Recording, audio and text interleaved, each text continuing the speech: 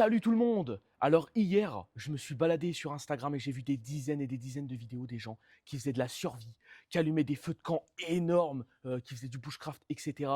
Et j'ai une petite idée, je me suis dit si on lançait un défi à Rubeus et qu'on lui demandait de me faire un couteau qui fait du feu. T'en penses quoi?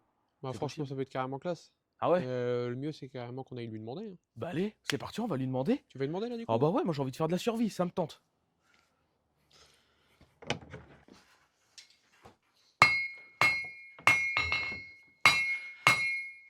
Bon Rubeus, j'ai un Ouais. défi pour toi. Ouais, un défi. Ouais, tu fais quoi? Là, je suis en train de faire une pince de forge. Ah cool! Ouais, parce que je voulais que tu me fasses un couteau de survie. Un couteau de survie. Ouais, mais un couteau. C'est ça ton défi? Ouais, mais qui soit capable de faire du feu Ah, directement. un couteau qui fait du feu. Ouais. Vas-y, ça me plaît bien. T'acceptes? Bien sûr. Eh ben c'est parti. C'est parti. Bon, Rubeus, il a accepté mon défi. Maintenant, place à la réalisation. Et je pense que comme beaucoup d'entre vous, j'ai vraiment hâte. C'est parti. Alors, la technique pour fabriquer un couteau qui fait du feu, il faut choisir un acier. Donc, le choix de l'acier est très important. Donc, on va utiliser un acier qui a une haute teneur en carbone. Donc là, en l'occurrence, on va prendre du 135. 135, ça veut dire 1,35% de carbone. Donc alors, du 135, j'en mets là-dedans. Voilà. Ça, c'est du 135. Donc, on va utiliser cette barre et on va réaliser le couteau à partir de celui-ci. Alors, pour commencer, je vais d'abord créer la pointe du couteau et ensuite, on va aller en avançant. Vous allez voir ça étape par étape. Donc, je allume mon feu qui chauffe un peu parce que bon, c'est important d'avoir une bonne température et de ne pas laisser monter doucement. Il faut que ça monte assez vivement. Donc là, on est en haute température à l'intérieur. On voit moins sur l'extérieur. On ne dirait pas que c'est si chaud, mais à l'intérieur, on monte jusqu'à 1400 degrés. Donc là, on chauffe et on observe de temps en temps. On regarde notre acier de temps en temps, savoir s'il ne dépasse pas une certaine température, parce qu'il ne faut pas qu'il brûle. S'il brûle, il perd son carbone.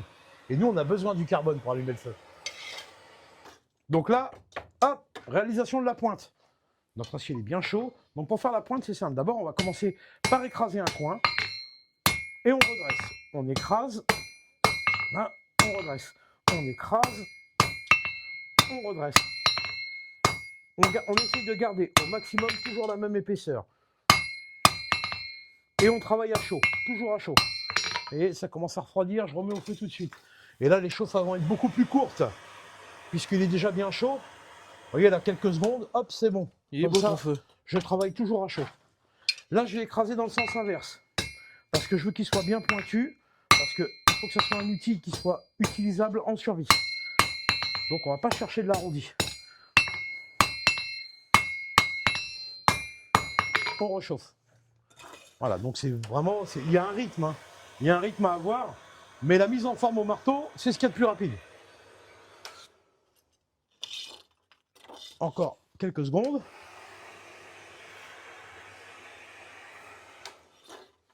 Voilà, je retravaille légèrement la pointe.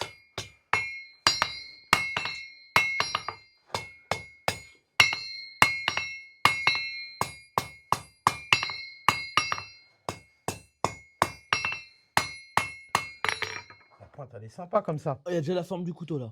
Il y a déjà la forme de la pointe. Et on a respecté nos épaisseurs. La pointe, c'est toujours un peu plus fin. Hein. Allez, hop, là, on chauffe un peu plus loin. On va délimiter directement notre lame du manche. Voilà, vous voyez, c'est bien chaud. Alors, quand le feu il est ouvert comme ça, vous voyez, c'est pas sombre, c'est très lumineux. Bah, vous rajoutez une petite poignée de charbon dessus. Vous voyez, comme ça, pour étouffer un petit peu, pour que la chaleur se concentre plus vers le centre. Tout ça, vous pouvez retrouver toutes ces explications dans le livre « Apprends à forger avec Rubeus » qui est disponible sur Amazon. Alors, n'hésitez pas à aller jeter un coup d'œil parce que franchement, je vous explique tout de A à Z. Donc là, on délimite. On choisit. Allez, hop, la lame va faire à peu près cette longueur-là. Il n'y a pas besoin de plus. C'est parti. Vous voyez, là, je suis en train de créer une marque. Et je recommence. Et je vais aplatir légèrement en même temps. Vous voyez, hop, hop.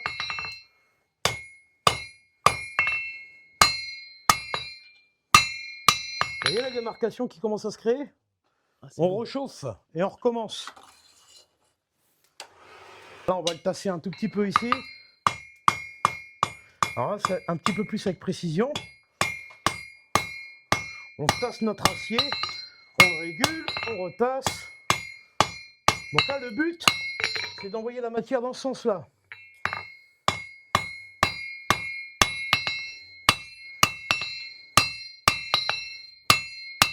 On réchauffe. Alors, on évite de forger trop à froid.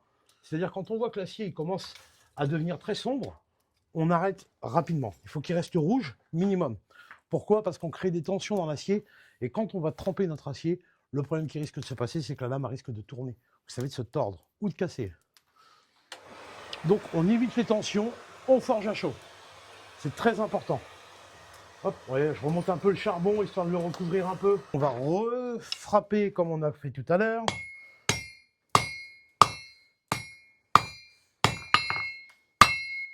Vous voyez la belle démarcation qu'on a réalisée? Et maintenant, hop.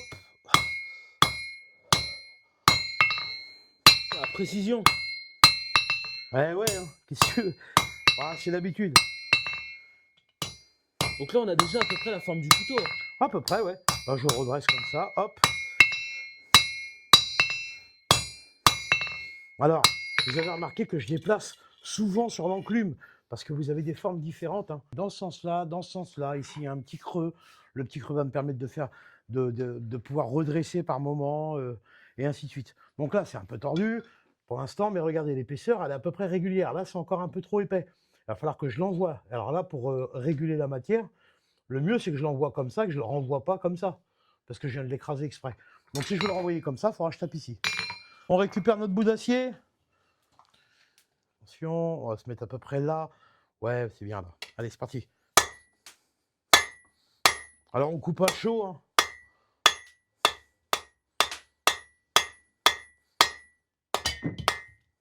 Ah, il y a des choses qui tombent. Trop puissant. Ouais, c'est ça. Trop de force. Allez, hop, hop. Alors, le manche, il paraît un tout petit peu court, mais la matière va être envoyée dans l'autre sens, hein, comme je vous ai expliqué. Du coup, ça nous permet de réguler. Voilà. Voilà le couteau. Alors par contre, j'ai une question. Oui. Parce que les vidéos que j'ai vues sur Insta et tout, les gens, ils sont, tu sais, des barres de magnésium, des fire steel et tout ça. Ouais. Sauf que bah, moi, je veux que mon couteau, je puisse allumer le feu, mais qu'avec, quoi. Bah oui, j'ai bien compris. Là, moi, ce que je te réalise, c'est un véritable couteau qui fait du feu. Ça n'a rien à voir, t'as pas besoin d'acheter d'autres équipements. Tu as juste besoin de ton couteau. Tu vas dans les bois avec ton couteau, tu peux allumer du feu. Donc mon couteau va faire du feu. Exactement. Et là, j'ai vraiment hâte de voir ça. Un couteau de survie, il ne faut pas qu'il soit trop long, trop encombrant. Il faut que ça soit un petit outil qui ne prenne pas beaucoup de place et qui soit multifonction. Donc là, je vais travailler sur la corne. Hein.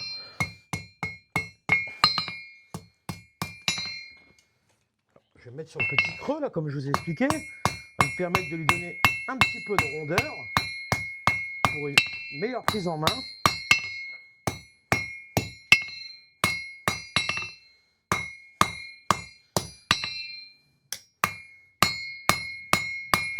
Et on regarde toujours si on est assez régulier. Vous voyez, il y a la démarcation. Là, le couteau, il est déjà formé, hein, d'une certaine Il est façon. magnifique. Hein.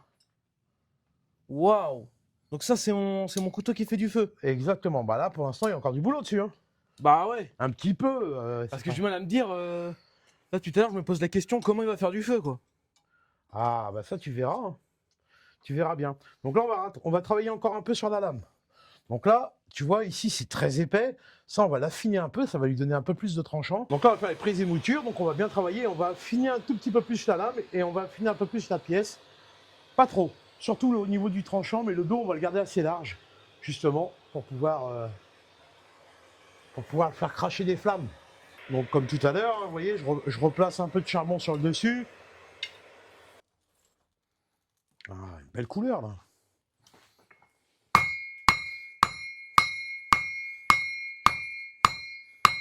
Donc ça, c'est la pré-mouture. Ouais. Alors là, je forge et je contre-forge.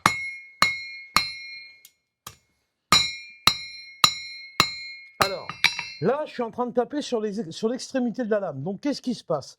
L'extrémité de la lame va commencer à s'évaser comme ça. Donc si ça s'évase comme ça va tourner en arrière. Donc tout ça, il va falloir que je le redresse ensuite. Vous voyez, là, je suis en train de l'affiner. Et en même temps, il faut que je le régule. Parce qu'il y a quand même une géométrie à respecter sur le couteau, et c'est important, très important. La géométrie, c'est pour le tranchant.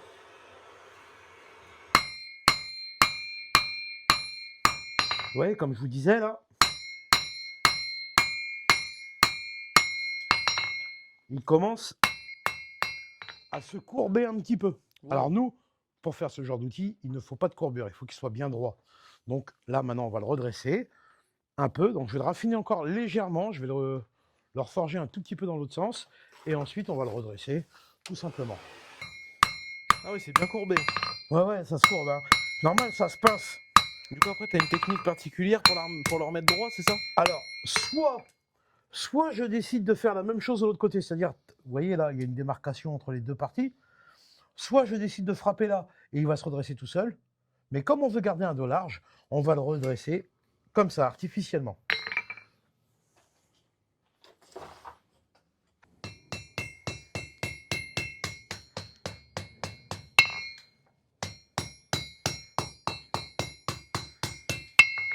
Et ça se fait toujours bien à chaud, hein, parce que là, c'est le genre de choses qui peut créer des contraintes, hein. À la trempe, il peut se décider de se redresser tout seul. Voilà, donc on y va tranquillement. Voilà, il est chaud, il est bien. Alors vous allez me dire, ouais, mais tu es en train de retasser le devant. Légèrement, légèrement, et je vais le retravailler juste après. Donc alors ce genre de couteau, la lame elle est un peu plus longue, parce qu'il faut avoir une bonne prise en main, et vous comprendrez pourquoi après. Donc là, t'arrives déjà à la fin du couteau, non? Quasiment, ouais. Waouh, On a quasiment terminé. t'as de coups de patte. Ouais. Bon, je viens de sortir de l'atelier 2 petites secondes. Je vais être sincère avec vous, j'ai des doutes. J'ai des doutes parce que là, je vois un couteau forgé qui est très beau, mais j'ai du mal à me dire que le couteau il va faire du feu. Tu vois encore qu'il bâtonne, qu'il est capable de couper du bois et tout ça, j'y crois à 100%. Mais le fait que le couteau fasse du feu, ouais, j'ai des gros doutes. T'en penses quoi?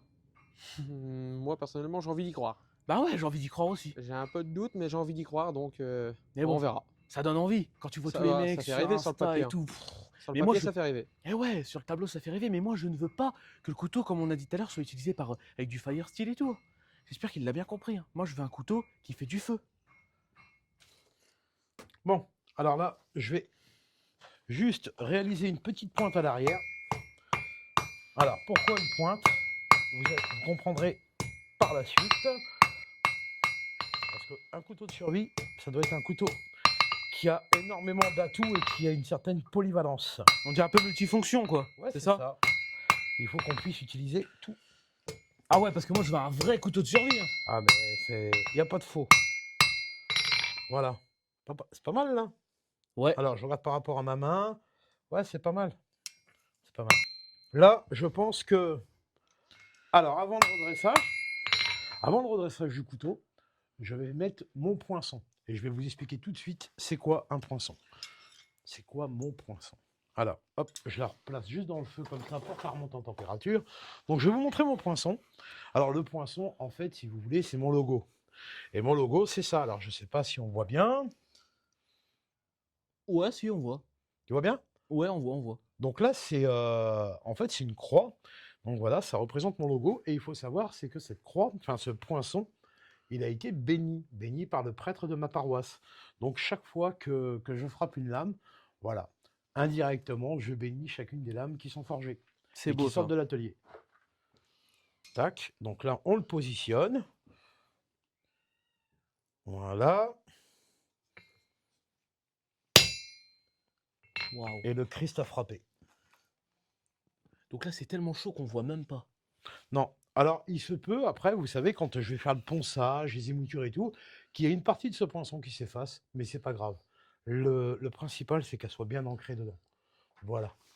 Donc là, c'est fait. Alors, vous allez voir, actuellement, j'utilise ce genre de pince.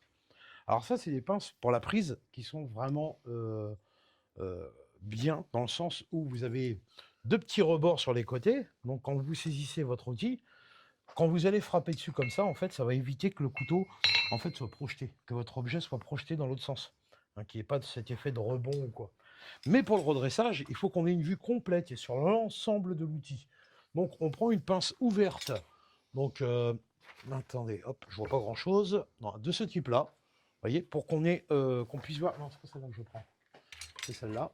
Voilà, pour qu'on ait une vue d'ensemble sur l'outil. Donc là, j'ai forgé avec un marteau de 2 kg. Là, j'utilise un marteau de 750 grammes pour le redressage, parce que les coups vont être beaucoup moins forts. Bon, hop. On prend la pièce, on la met au feu et on redresse. Donc là, on essaie de la faire chauffer intégralement.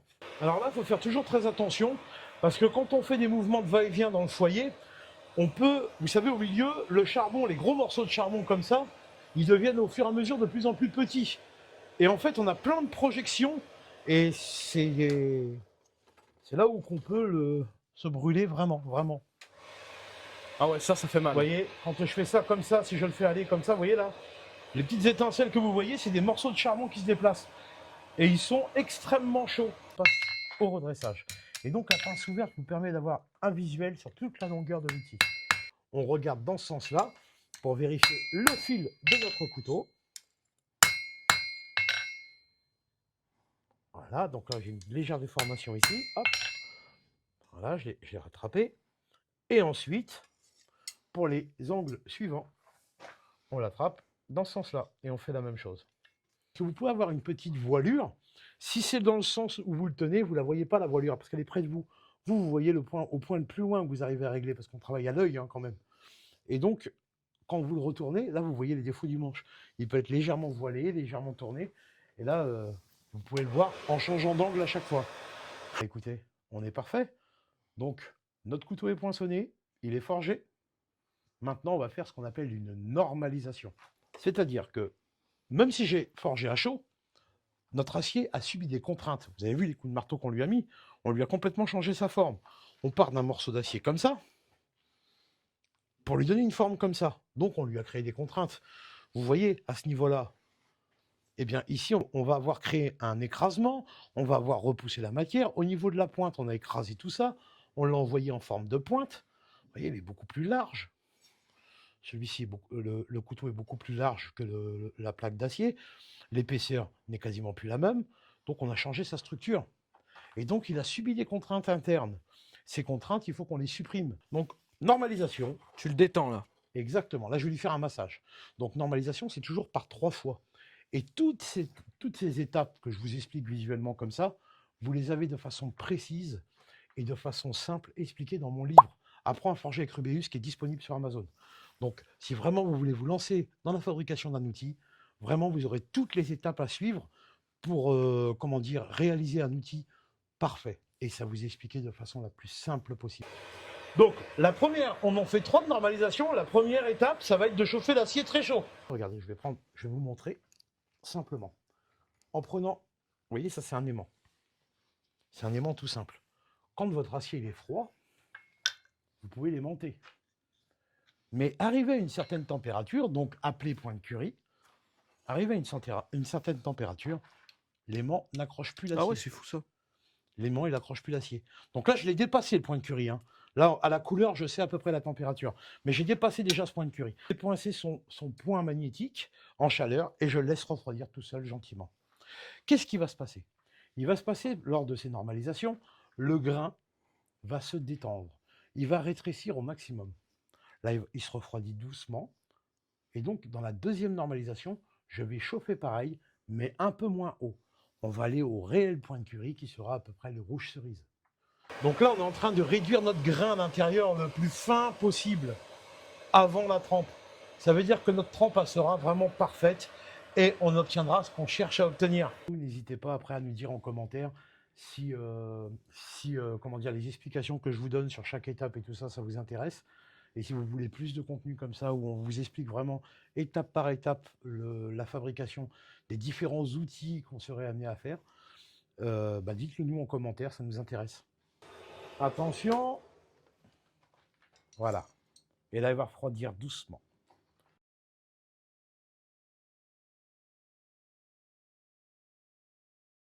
Bon, alors maintenant, nos normalisations ont été faites.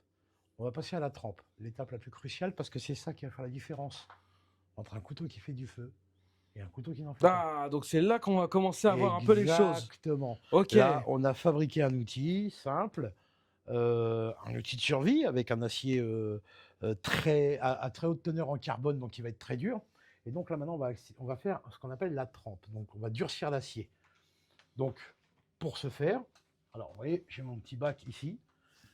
Donc là, on est à haute teneur en carbone, donc la trempe va s'effectuer à l'eau et non pas à l'huile. Par contre, vous voyez, là, mon eau, elle est froide. Ce que je vais faire, c'est que je vais la chauffer un peu. Hein. Donc, on va la chauffer un peu. Voilà, je chauffe un morceau d'acier. Ça me permet de monter la température de mon eau. Alors, l'idéal, c'est que ça soit environ à 60 degrés. Alors, on va pas le faire au thermomètre laser ou quoi, hein, ça ne sert à rien. On chauffe un peu, l'eau, elle est un petit peu fumante, c'est très bien.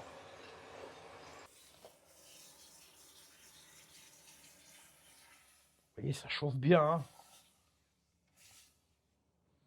Et après, le meilleur des tests, c'est le test du doigt. L'eau, elle est à pile poil à la température. Faut que je monte bien en température. Hein. On fait un... Là, on est sur du couteau de survie qui fait du feu. Exactement.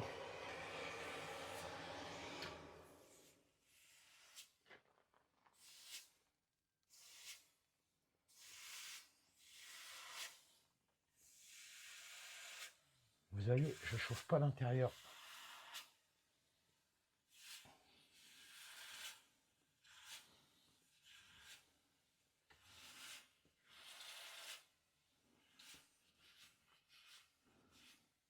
Est-ce que ma trempe, elle est bonne? Comment on fait pour savoir? Alors, pour savoir, c'est simple. Vous voyez, ça, c'est une lime. Qu'est-ce qu'on fait avec une lime? Bah, si je prends le morceau d'acier qu'on a utilisé pour fabriquer le couteau, regardez, je vais le passer dessus, comme ça, et écoutez bien.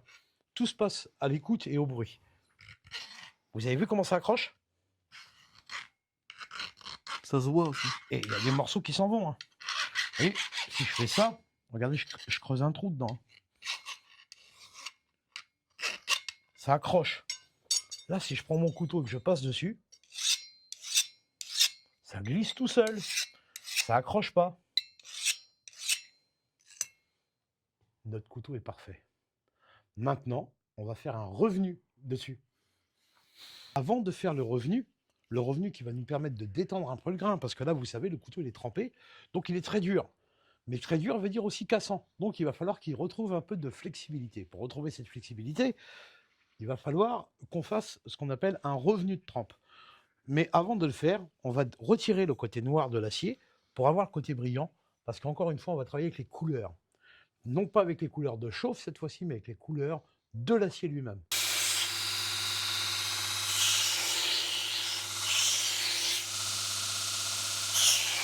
Je fais ça grossièrement. Hein. Vous voyez, on voit le poinçon. Le poinçon, il est là. Alors, le poinçon, il s'effacera, hélas. Une partie du poinçon va s'effacer quand on fera le nettoyage de la lame complète. Mais moi, je m'en fichais qu'il est là. Comment on fait ça? Eh ben, on ouvre un tout petit peu le foyer de forge, comme ceci, et on n'allume pas le feu. On laisse glisser notre lame doucement dedans, jusqu'à temps d'obtenir la couleur souhaitée. Donc, on observe au fur et à mesure. Donc, on a vraiment besoin de la lumière. Il ne faut pas que ça chauffe trop vite. Vous voyez, je refroidis aussitôt. Hein. Pour pas que ça chauffe de trop, pour pas perdre justement ma trempe, mais monter quand même en température.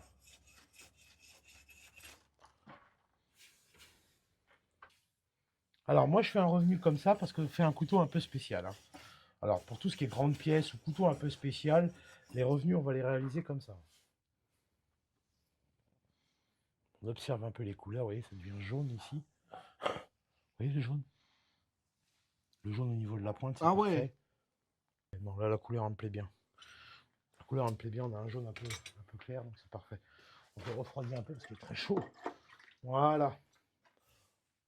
Ben maintenant on passe à l'étape suivante.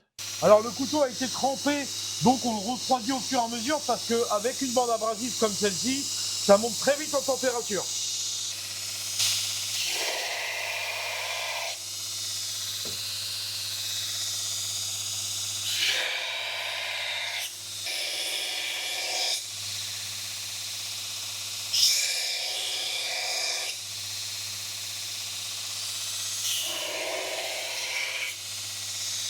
Je suis en train de créer un petit décaissier qui va avoir toute son importance après.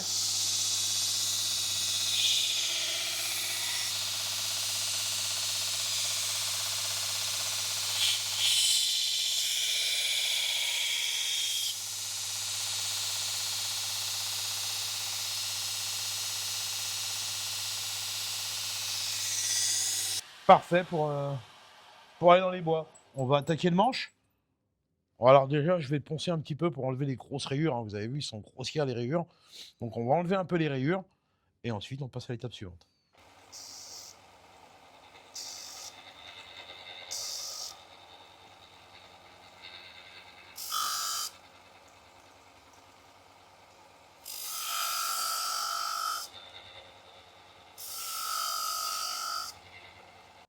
Bon, là, ce qu'on fait, c'est qu'on a tracé notre limite de plaquettes. Hop, les rivets où ils vont venir. Et là, on est parti.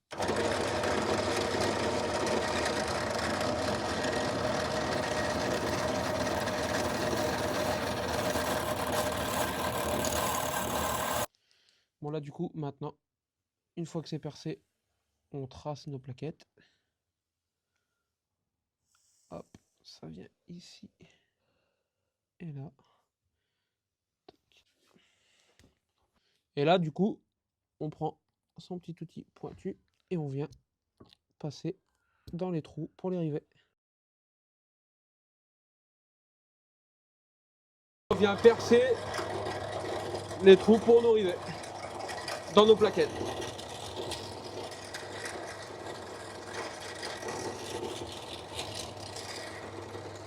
Voilà. Et là, du coup, la scie sauteuse, on va venir couper notre carré pour faire le manche. Alors attention les mimines, et on y va.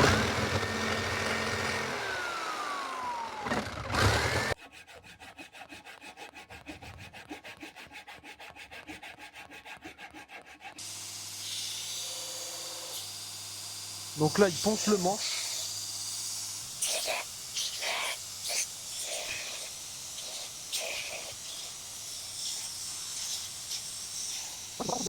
Alors là c'est une cire que je fais moi-même. C'est une cire d'antiquaire qui permet de nourrir le bois et de le protéger.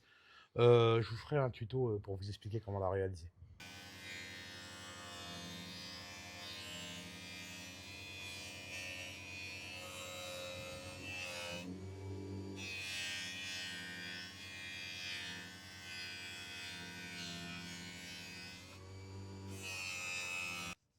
Bon, Corentin, Ouais, avant que je le teste, ouais, tu peux me faire un étui? ouais, pas de problème. Tu veux quoi comme cuir? Je veux du tannage végétal. Ok, Parce que je veux que tu fasses du repoussage un peu dessus. J'aimerais que dessus tu écrives la flamme. Ça peut être sympa. carrément, ouais. Et je te fais quelques motifs dessus, je te Ouais, rajoute un les... petit peu, ouais. Tu fais quelques décos, tu vois, sur la tranche, tout Ok, ça, ok. tu vois, histoire de le personnaliser un peu. Et je te teinte en quelle couleur du coup? Bleu. Bleu, ce serait bien. En bleu? Comme c'est en survie, c'est bien d'avoir un truc un peu plus Ouais, flashy ouais. que, Non, ça peut être classe, que franchement. marron et tout. Ça peut être sympa. Donc la flamme repoussée et... Ouais, exact. en bleu. Pas de problème. Allez, Let's go. à tout à l'heure. Tout à l'heure. Alors là, on se retrouve maintenant du côté cuir. Alors tout ce qu'il va nous falloir pour l'étui pour commencer, c'est le couteau, un carton et un stylo. Donc bien sûr, c'est ma façon de faire, c'est pas la façon, c'est la mienne. Donc on va prendre comme ceci et on va laisser un rebord parce qu'il faut savoir qu'il faut la place pour le martyr. Il faut laisser environ 1 cm. Donc j'ai bien ici, hop, et là. Donc là, du coup, là, c'est le descente house, c'est ça? Ouais, c'est ça, c'est un gabarit. Et après, les arrondis propres et tout ça, ça va se faire à la ponceuse. Donc après, venir découper. Alors, chacun utilise ce qu'il veut. Moi, j'adore les espèces de petites Scalpel un peu. cutters, voilà, les genres de petits scalpels à maquette. Ça, j'adore. Alors, pour réaliser cet étui, on va avoir besoin du gabarit du couteau, de la teinture bleue que Rubius m'a demandé, suivi du coton pour teinter, et bien sûr, du cuir tannage végétal. On passe au traçage de l'étui sur le cuir. Voilà, alors là, il faut bien faire attention, être bord à bord pour que le couteau passe bien dans l'étui. Tac. Et après, ça se joue beaucoup sur la bacarre, le ponçage et tout ça, on le verra dans la prochaine étape. Et là, on prend notre genre de scalpel. C'est ce que j'utilise pour découper. C'est ce qu'il y a de mieux, honnêtement, pour moi. Et là, on vient découper proprement. Donc là, on peut déjà voir très grossièrement à quoi ça va ressembler. Hein, il est venu plier l'étui et mettre des petites pinces dessus. Et franchement, ça commence déjà à me plaire. J'ai pris le centre avec mon coton que j'ai humidifié pour venir, hop, placer au centre. Parce que j'ai Monsieur Rubius qui m'a demandé de lui personnaliser un petit peu. Donc on prend un matoir, un marteau, bien au centre. Et là, on va venir marquer. Et on fait ça tout le long. Est-ce que tu peux nous expliquer ce que tu fais avec ta boîte avec les lettres? Ma boîte magique, je suis en train de prendre les lettres pour le matoir pour pouvoir, hop, le taper sur le cuir. Donc j'ai le E. Alors F, L, A. Mais en gros, avec ces lettres-là, c'est avec ça que tu vas venir frapper pour dessiner les Exactement, c'est lettres. avec ça que je vais marquer la flamme.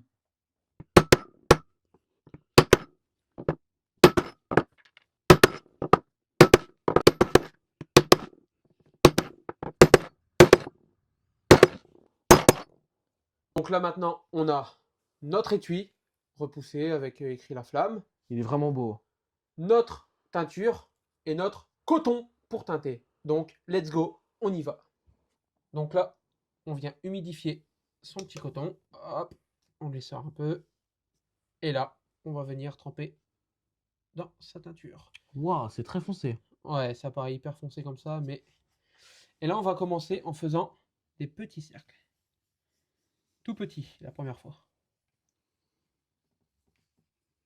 On dirait du feutre. Tout petit. Bah, c'est le même délire, quoi, c'est de l'encre. Enfin, c'est de la peinture.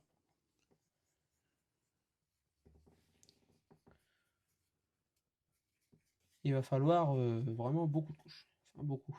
Donc, tu vas repasser plusieurs fois là. Ouais, ouais. Pour, en fait, plus tu passes, et plus tu le fonces. Encore une fois, c'est de la façon que moi je le fais, et c'est pas celle que tout le monde fait. Voilà. Donc là, je vais faire ça, et je vais passer plusieurs fois.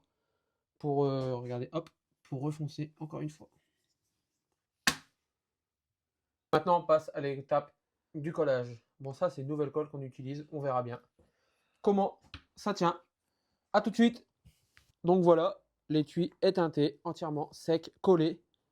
J'ai passé la bacarre. Maintenant, on va aller directement à la ponceuse et on va aller poncer les bords pour faire des finitions propres, lisses et nettes.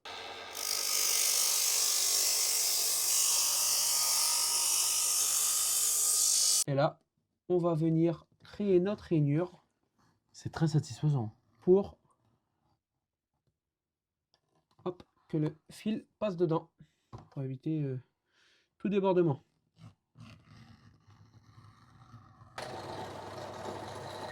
Alors là, je suis à l'étape des percements. Mes points sont tracés. J'ai percé pour mes rivets. Et là maintenant, je vais changer la mèche et puis je vais mettre, parce que finalement, je trouve ça plus rapide de faire ça avec une perceuse à colonne. Voilà.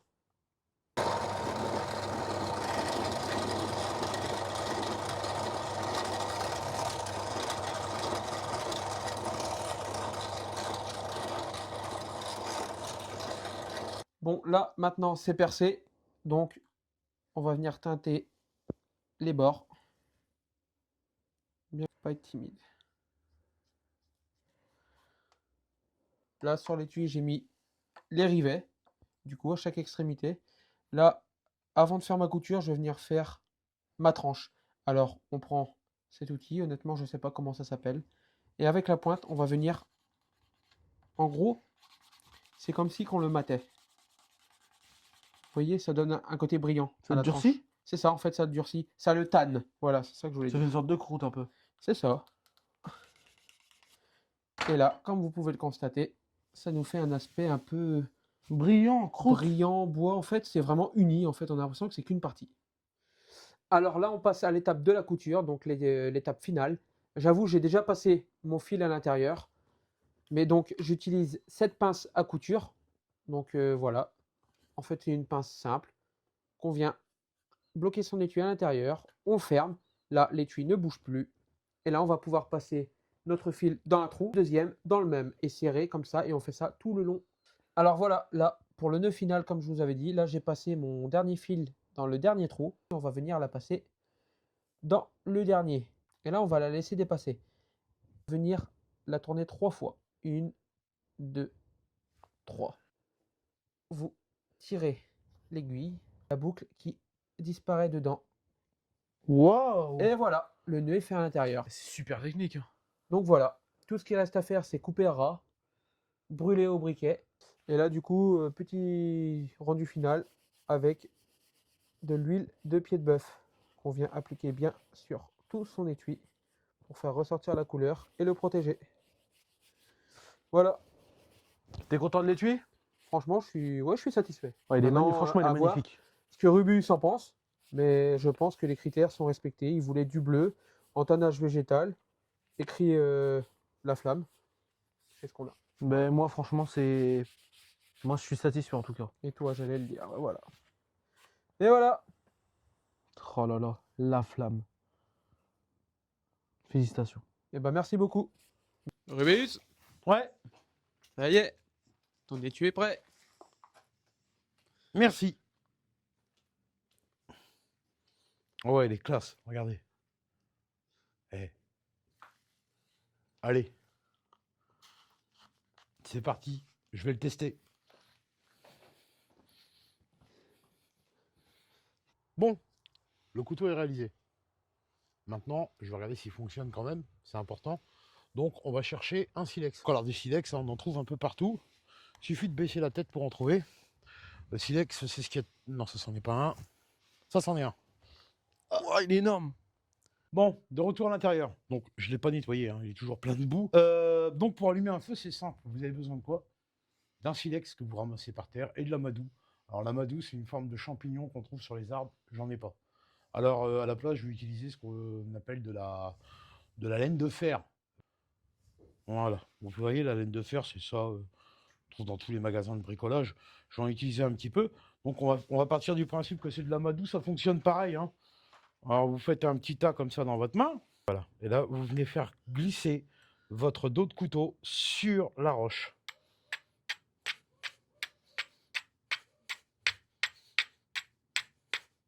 Waouh. Voilà. Et là, bon, bah, vous le mettez dans de la paille, dans n'importe quoi, dans du bois que vous aurez accumulé. Hein, et puis c'est parti. Vous avez allumé votre feu. Donc, est-ce que j'ai rempli le défi? Bah, carrément. Mais là, je m'attendais pas à ça, là. Ah, voilà. Attends, ça fait vraiment du feu, quoi. Ah, ça s'allume, ça. Mais l'amadou, c'est mieux. Waouh. Parce que ça se consume vite. L'amadou, au moins, ça garde la flamme, hein. Et donc, voilà. Tu n'auras plus qu'à allumer un feu avec.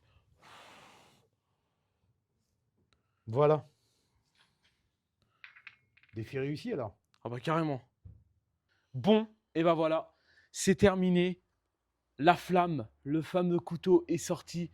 Franchement, il est magnifique. Regardez-moi ça, c'est un bijou. Et félicitations Corentin, hein, pour la housse, elle est vraiment belle. Bah merci beaucoup. Dans une prochaine vidéo, je vais allumer un feu. Mais pas juste allumer l'amadou, non, non, non. On va allumer carrément, on va essayer de se faire un petit feu de camp. Et avec ce couteau-là, on va le tester, on va le bâtonner, on va faire plein de choses. Vous allez voir de toute façon dans une prochaine vidéo. Parce que bon, avoir un bijou comme ça, il faut qu'il fonctionne comme il faut. Donc, je vais le ranger dans son étui. Et je vous dis à la prochaine. Merci à tous d'avoir regardé et que Dieu vous bénisse.